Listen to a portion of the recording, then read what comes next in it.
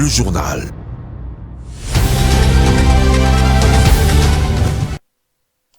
C'est pour moi un réel plaisir de vous retrouver pour vous informer. Mesdames et messieurs, bienvenue dans cette grande édition du journal sur Mondico Télévision, dont voici le sommaire.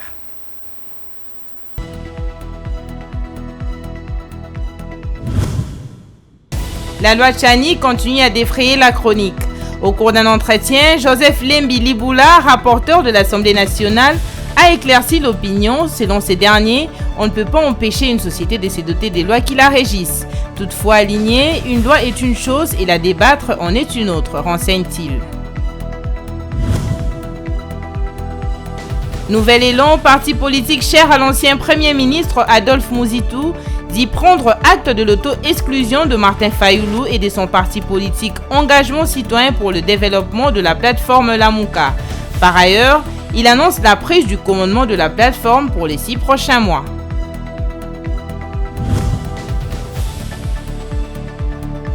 Le Rwanda ne figure pas parmi les pays inscrits pour le 9e jeu de la francophonie prévu du 28 juillet au 6 août à Kinshasa. C'est pour des raisons que l'on ignore et même non mentionnées par les directeurs de ces jeux. Le pays de Paul Kagame n'a pas encore confirmé sa participation.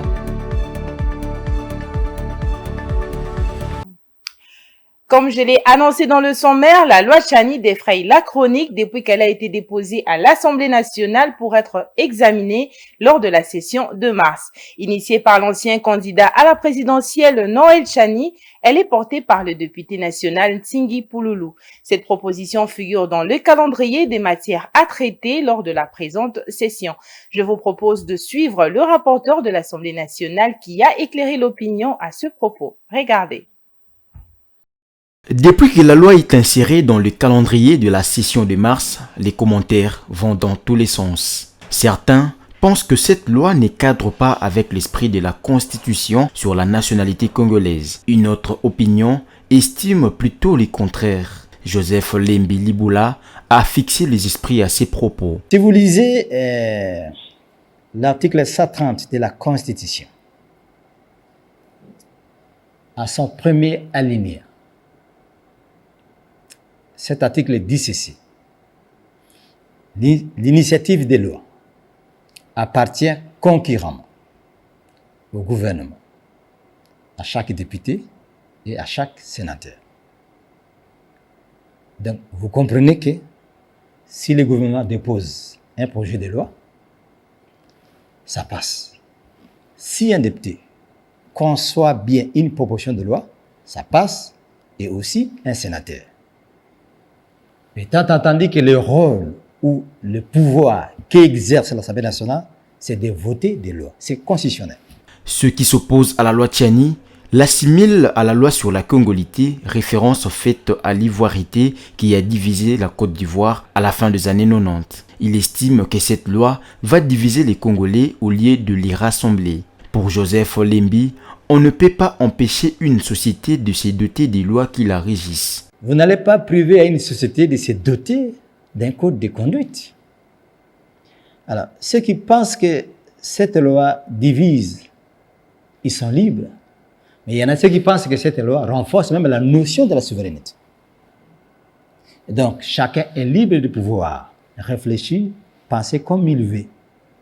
Mais dans tout ceci, entre ces deux approches, soit celle qui divise, celle qui renforce la notion de la souveraineté, ce qui va trancher, c'est la procédure législative. Le fait que la loi Tchani figure dans le calendrier de la session de mars, ses détracteurs pensent que la voie est ouverte pour son adoption. Selon Joseph Lembi Liboula, aligner une loi est une chose, la programmer et la débattre en est une autre. Et les bureaux de l'Assemblée nationale et la plénière ne peut en aucun cas priver à un député de prendre l'initiative de concevoir un texte ou une proposition de loi.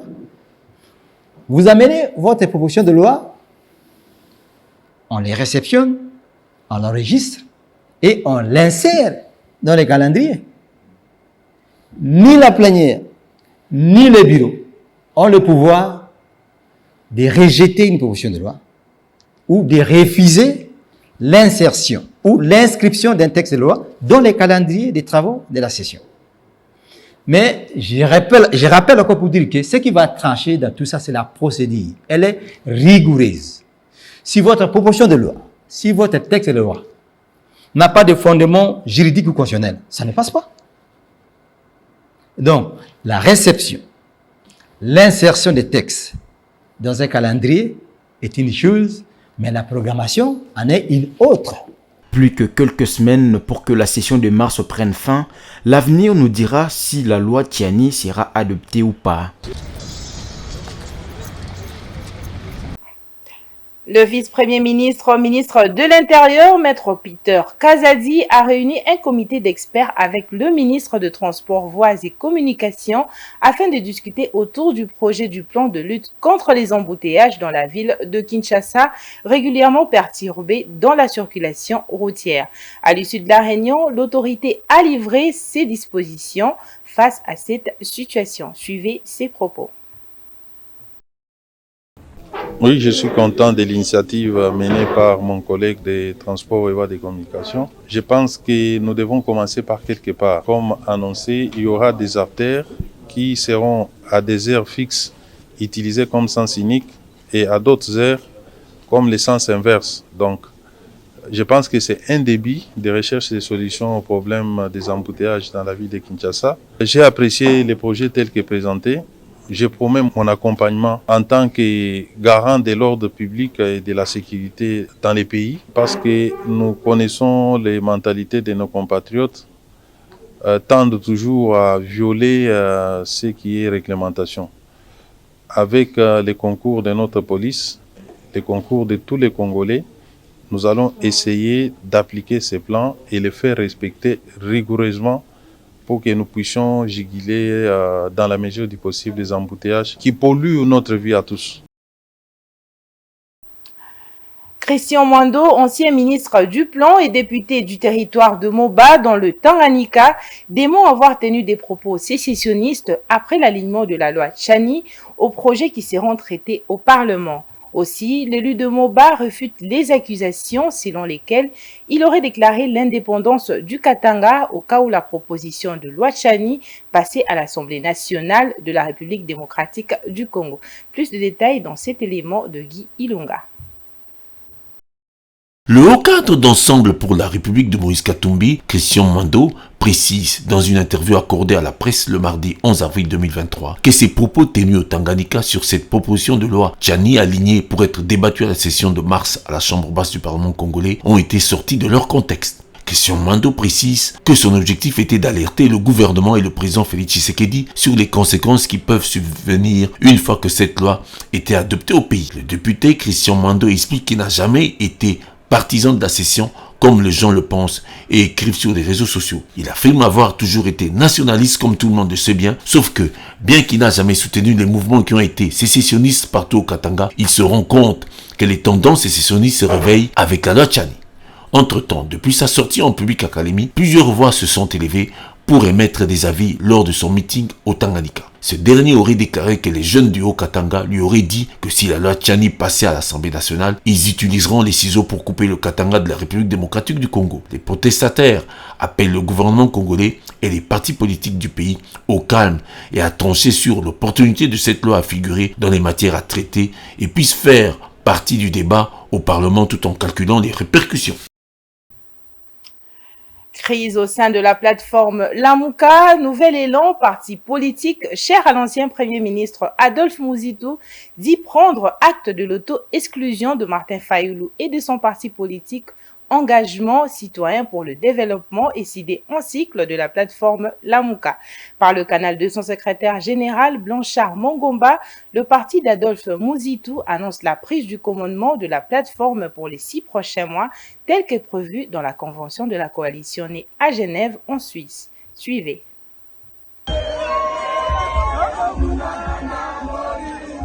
Le parti d'Adolphe Muzitu Nouvel Élan prend les commandes de Lamuka pour 6 mois et constate l'auto-exclusion de Martin Fayulu. Blanchard Mongomba, secrétaire général du Nouvel Élan, avance que la motivation de Martin Fayulu et son parti politique décidé de rompre l'alliance et le partenariat avec Nouvel Élan d'Adolphe Muzitu relève d'un plan qui date de l'époque du bloc patriotique l'une des premières plateformes de l'opposition contre le régime de Joseph Kabila. Blanchard Mongomba regrette qu'au lieu de procéder par une séparation à l'amiable, Martin Fayulu a à chaque fois recouru à des subterfuges et des contre-vérités jusqu'au dernier et grossier mensonge en vue d'atteindre son objectif. Le secrétaire général de Nouvel Élan accuse que la fameuse dernière passation de pouvoir en faveur du professeur Mathieu Kalele par Martin Fayulu, après sa cooptation irrégulière et frauduleuse, est une opération faite en violation des textes régissant la Mouka dans l'objectif de s'accaparer de la plateforme. Cela étant, le parti Nouvel Élan prend acte de l'auto-exclusion de la plateforme Lamouka de Martin Fayulu et de son parti SID. Le Nouvel Élan prend à ce jour les commandes de Lamouka comme le prescrit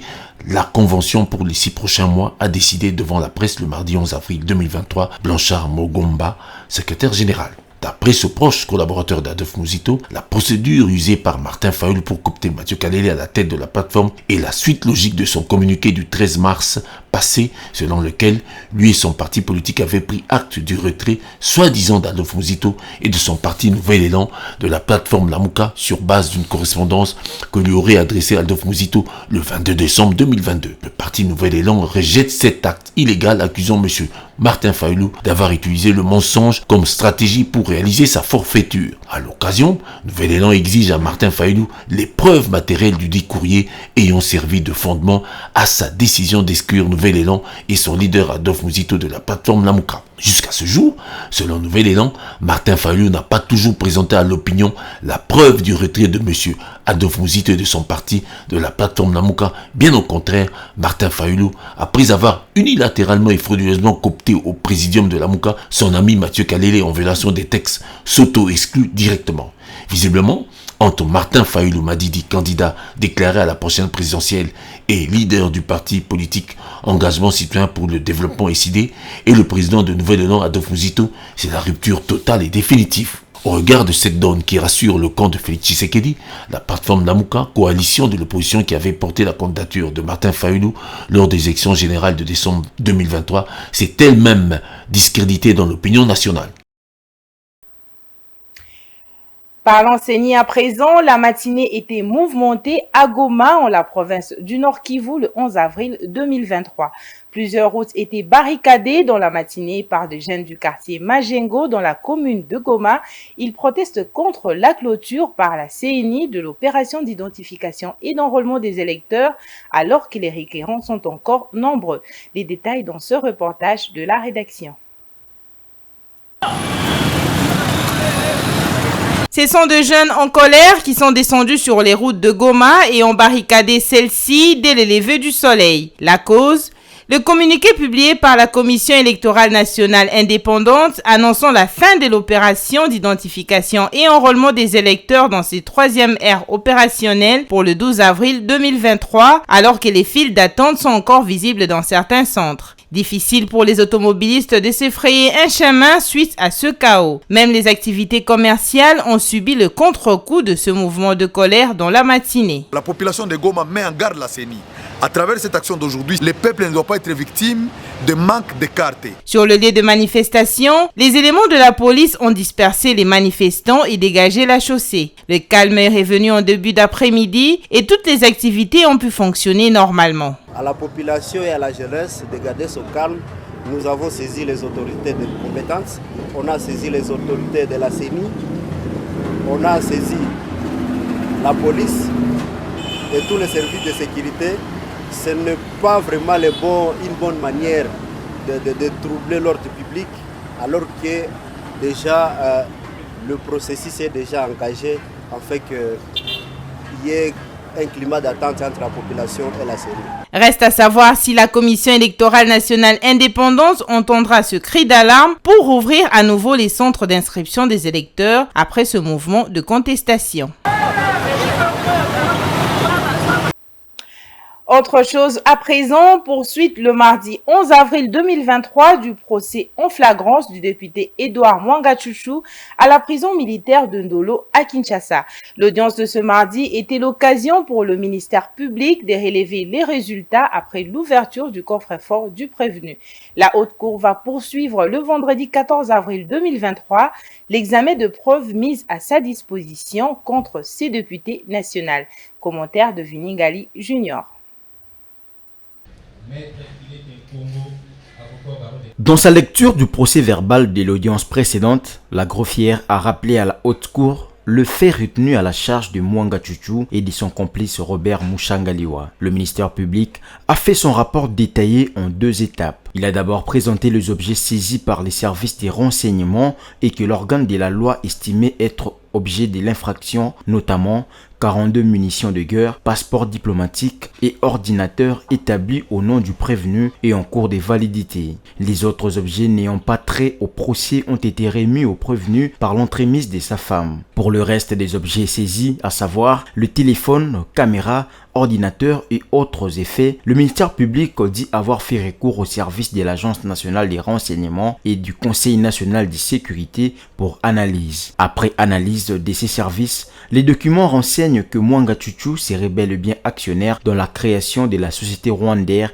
et d'autres activités liées à la République du Rwanda. Pourtant, ce pays est hostile à la République démocratique du Congo. Faux et archi-faux, rétorque Mwanga Chuchu qui dit ne rien avoir avec le Rwanda. Le prévenu a brandi sa nationalité congolaise et mis au défi quiconque pourrait lui prouver le contraire devant la cour. Je suis congolais d'origine et je combats pour mon Congo. Personne ne peut me pousser à dire des choses que je ne peux pas dire. Je n'ai jamais alors été au Rwanda pour créer une société, on a dit rwandaise. Et je n'ai jamais demandé qu'on me donne un passeport rwandais. Jamais. S'il y a un passeport qu'on trouve officiellement, que moi j'ai demandé, je ne parlerai plus ici.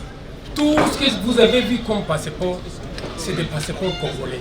C'est une discrimination que les services de l'État voudraient me faire. Moi, je suis un honorable intègre. Non seulement je suis intègre, mon père aussi était intègre. Il a été élu en 1957. Il faisait partie du collège permanent avant l'indépendance, à Massissi. Je vous dis que moi, là, je suis congolais, je le demeure. C'est horrible pour moi. Moi, je suis un homme intègre congolais qui défendra ce pays jusqu'à ma mort. Puis, c'est un débat de confrontation d'idées entre avocats. Ceux du prévenu ont fait voir à la Cour qu'il y a l'inconstitutionnalité dans la procédure et ont demandé au ministère public de bien se conformer à la règle juridique car, ont-ils dit, la Cour n'est pas saisie par les rapports de service mais plutôt par de preuves, d'autant plus que c'est la procédure en flagrance. Nous ne sommes pas d'accord dans la mesure où tout ce qui a été présenté, nous ne connaissons pas les tenants et aboutissants. Notre client vit ici à Kinshasa. Tout ce qui a été dit pour nous, ce sont des montages pour vouloir le couler. Mais nous allons attendre que le ministère public apporte des preuves. Parce qu'il dit bien que ce sont les rapports des services. La Cour n'est pas saisie par les rapports des services. La Cour sera saisie par les preuves qu'il va apporter, étant donné que nous sommes dans la procédure de flagrance. De leur côté, les avocats de la partie civile se félicitent par contre des rapports présentés par le ministère public. Toutefois, ils souhaitent qu'à l'audience prochaine, qui sera essentiellement instructive, les preuves soient bel et bien présentées. Le rapport du ministère public, dans ce rapport, il a détaillé tout simplement les éléments ou les pièces qui ont été trouvées dans les coffres-forts. Jusque-là, nous ne pouvons pas dire quoi que ce soit parce que c'est la procédure judiciaire qui est en cours. Néanmoins, on a vu des éléments comme les passeports, on a vu d'autres pièces, mais je crois qu'à l'audience prochaine, lorsque nous allons entamer l'instruction, c'est à ce moment-là que nous allons tous découvrir les pièces qui ont été trouvées dans les coffres-forts. Pris au mot par les avocats de la défense, le ministère public a sollicité la sagesse de la haute cour pour traiter la question. Ainsi, l'audience va se poursuivre le vendredi 14 avril prochain, le temps de permettre aux avocats de prévenus d'entrer en possession de tous ces rapports. Rappelons que Edouard Mwanga Chuchu est poursuivi pour atteinte à la sûreté de l'État, détention illégale d'armes et munitions de guerre. Son complice, le commissaire Mushangaliwa, est jugé pour haute trahison. De mon général. Les recrues à la magistrature ont organisé une marche pacifique le mardi 11 avril 2023 à Kinshasa. Ils voulaient avoir des éclaircissements auprès du Conseil supérieur de la magistrature concernant la suite du processus de recrutement qui a pris plus de temps que prévu. Des revendications qui ont trouvé des réponses auprès du président du Conseil supérieur de la magistrature, Dieudonné Kamouleta. Commentaire de la rédaction. 2500 recrues de 2023 ont battu le pavé du Conseil supérieur de la magistrature le mardi 11 avril 2023. Certains parmi eux vivent dans la précarité, loin de leur famille. De la place royale jusqu'au bureau du conseil d'administration, ces recrues ont marché pour exprimer leur ras-le-bol avec des banderoles en main et voir clair sur le processus de recrutement qui a duré. Nous demandons au CSM la nomination. Nous demandons au CSM la date de la formation en toute urgence. Nous demandons au gouvernement la prise en charge de tous les 2500 candidats parce que nous sommes unis, nous sommes animés par une solidarité. On ne parle pas seulement des candidats magistrats qui viennent en province, mais tous les 2500 candidats magistrats. Que le gouvernement nous prenne en charge. Le président du Conseil supérieur de la magistrature, à la quête d'une justice de qualité, a fustigé la démarche amorcée par ses candidats et n'a pas manqué de réagir pour dissiper tout malentendu. 2500 qui devaient être nommés ou qui doivent être nommés en 2023 devaient être tous pris en charge par les budgets. Si vous vous informez, on vous dira que pour la première fois, le président du Conseil supérieur de la magistrature que je suis, je me suis déplacé pour aller à l'hôtel Béatrice quand la commission ECOFIN du Parlement était en train de travailler sur les budgets. Je suis parti. Dieu merci, nous avons eu gain de cause parce que c'était passé et quand on a publié la loi budgétaire, les prévisions budgétaires prenaient en charge les magistrats, donc les 2500 de 2023. Toutes les étapes étant franchies, l'heure est à la vérification des ordonnances portant sur leur transmission au chef de l'État pour la nomination effective du premier lot de nouveaux magistrats pour l'exercice 2023. En rapport avec le 9e jeu de la francophonie, le Rwanda, pays de Paul Kagame et de l'actuel secrétaire général de l'Organisation internationale de la francophonie, n'est pas parmi les pays qui se sont déjà inscrits pour le 9e jeu de la francophonie prévu à Kinshasa, capitale de la République démocratique du Congo, du 28 juillet au 6 août 2023. Au cours du briefing conjoint avec le porte-parole du gouvernement Patrick Mouyaya lundi 10 avril 2023, Isidore Kwanja, directeur du comité national de 9e jeu de la francophonie, a révélé que 39 pays se sont déjà inscrits sur les 42 États attendus initialement. Suivez.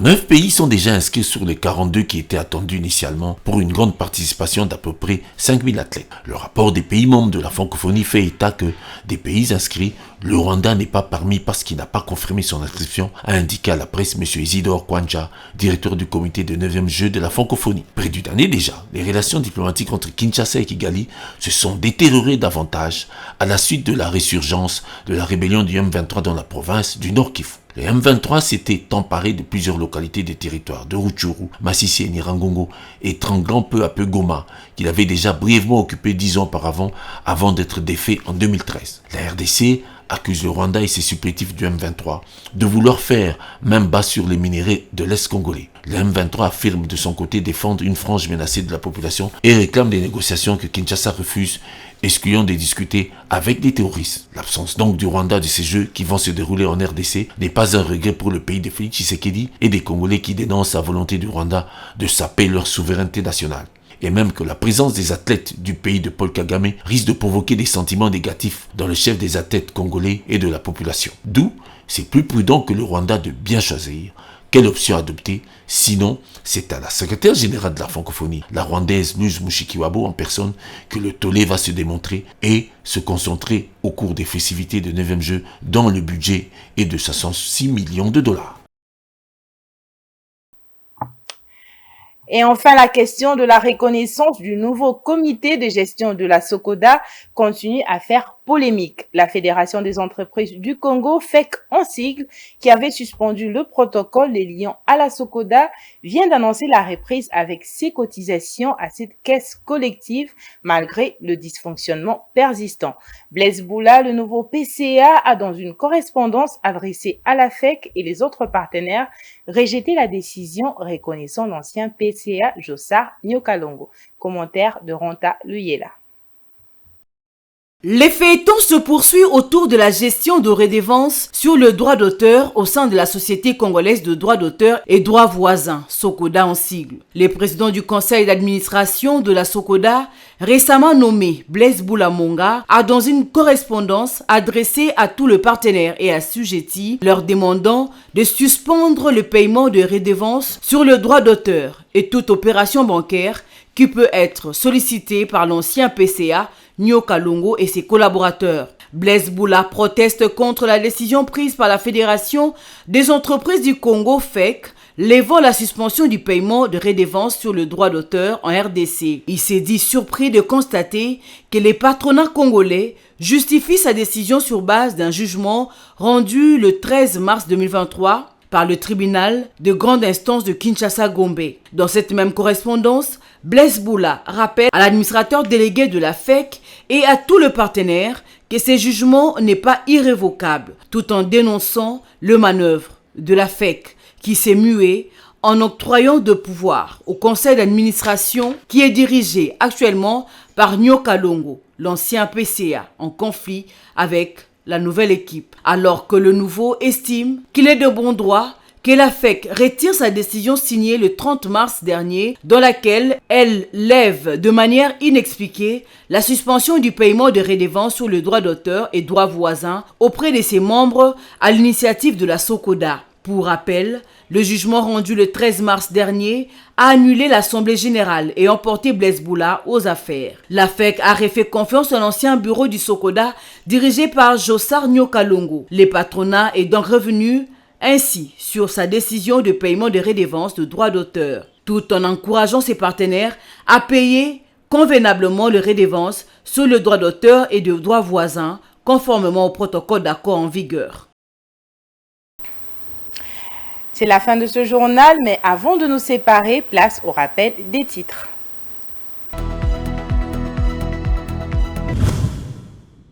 La loi Tchani continue à défrayer la chronique.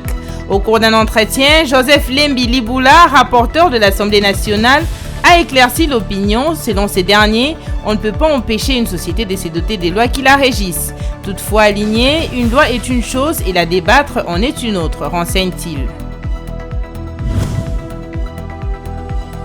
Nouvel élan, parti politique cher à l'ancien Premier ministre Adolphe Mouzitou, dit prendre acte de l'auto-exclusion de Martin Fayoulou et de son parti politique Engagement citoyen pour le développement de la plateforme Lamouka. Par ailleurs, il annonce la prise du commandement de la plateforme pour les 6 prochains mois.